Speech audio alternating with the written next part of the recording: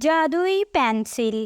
پیارے بچوں، کسی گاؤں میں ایک ننھا لڑکا علی رہتا تھا۔ علی ایک غریب خاندان سے تعلق رکھتا تھا، لیکن اس کا دل بہت بڑا تھا۔ اس کی سب سے بڑی خواہش تھی کہ وہ ایک دن بڑا آرٹسٹ بنے، مگر اس کے پاس اتنے وسائل نہیں تھے کہ وہ اچھا آرٹ مٹیریل خرید سکے۔ ایک دن علی اپنے دوستوں کے ساتھ کھیل رہا تھا کہ اسے ایک پرانی سی دکان کے باہر ایک عجیب سی پینسل ملی۔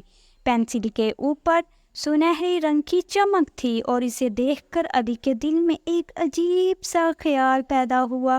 اس نے وہ پینسل اٹھا لی اور گھر لے آیا۔ علی نے جیسے ہی اس پینسل سے ڈرائنگ شروع کی، وہ حیران رہ گیا۔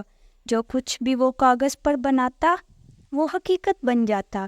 اگر وہ ایک درخت بناتا تو وہ درخت اصل میں ظاہر ہو جاتا۔ علی فوراً سمجھ گیا کہ یہ کوئی عام پینسل نہیں ہے، بلکہ ایک جادوئی پینسل ہے۔ علی نے سب سے پہلے اپنے گھر کے حالات کو بہتر بنانے کا سوچا۔ اس نے جادوئی پینسل سے ایک بڑا اور خوبصورت سا گھر بنایا جو فوراً حقیقت میں تبدیل ہو گیا۔ اس کے والدین اور بہن بھائی حیران اور خوش ہو گئے۔ اس کے بعد علی نے اپنے گاؤں کے لوگوں کی مدد کرنا شروع کی۔ جس کسی کو بھی ضرورت ہوتی، علی اپنی جادوئی پینسل سے اس کی خواہش پوری کر دیتا۔ گاؤں کے لوگ علی کی تعریفیں کرنے لگے اور اسے دعائیں دینے لگے۔ ایک دن گاؤں میں ایک بڑا مسئلہ آ گیا۔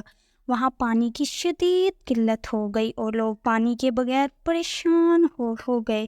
علی نے جادوئی پینسل سے ایک بڑی سی جھیل بنائی، جس سے پانی کی قلت کا مسئلہ حل ہو گیا۔ گاؤں کے لوگ علی کا شکریہ ادا کرنے لگے اور اسے اپنا ہیرو ماننے لگے۔ جادوئی پینسل نے علی کی زندگی کو مکمل طور پر بدل دیا۔ اس نے نہ صرف اپنی خواہشات کو پورا کیا بلکہ دوسروں کی بھی مدد کی۔ علی نے سیکھا کہ جادوئی چیزوں کا صحیح استعمال انسان کو بڑا بنا دیتا ہے۔ یوں علی اپنی پینسل کے ساتھ خوشی اور محبت کے ساتھ زندگی گزارنے لگا اور گاؤں کے لوگ ہمیشہ اس کی تعریفیں کرتے رہے۔